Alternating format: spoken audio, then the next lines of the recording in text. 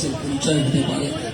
সুতরাং বড়দিনের এই ঘটনা যেন আর পুনরাবৃত্তি আমাদের এই দেশে না ঘটে, মব লিঞ্চিং এর মতন ঘটনা যাতে আর আমাদেরকে শুনতে না হয়।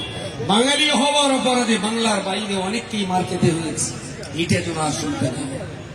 আমার এই বাংলার জন্য মাঝে মাঝে শুনি ইউপি, ঝাড়খণ্ড, বিহার, ছত্তিশগড়, রাজস্থান, হরিয়ানা থেকে যারা কলকাতায় কাজ করছে ওদের তাড়াতে হবে। বলছি না, বাংলা অত অসহিষ্ণুতার পরিচয় কখনো দেয়নি।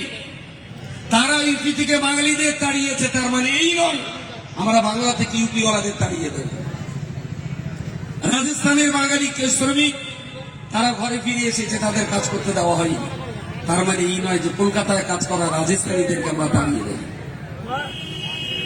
কুকুরের কাজ কুকুর করেছে, কামড় দিয়েছে পায়ে, তাই বলি কুকুরের পায়ে মানুষের কামড় কখনো কি শোভা পায়? কখনই নয়।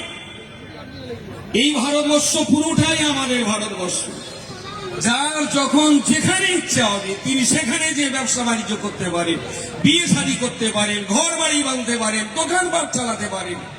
কেন বাঙালি, গুজরাটি, বিহারি, রাজস্থানীকে আলাদা চোখে দেখা হবে? সবাইকে একই চোখে দেখা হোক, এরা আমার ভারত মেয়ের সন্তান, এরা আমার ভারতবর্ষ।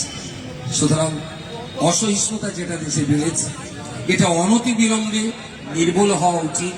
এবং আমরা সবাই মিলে, আমরা যারা সহিষ্ণুতার পক্ষে, যারা ধর্মের নামে অসহিষ্ণুতার কথা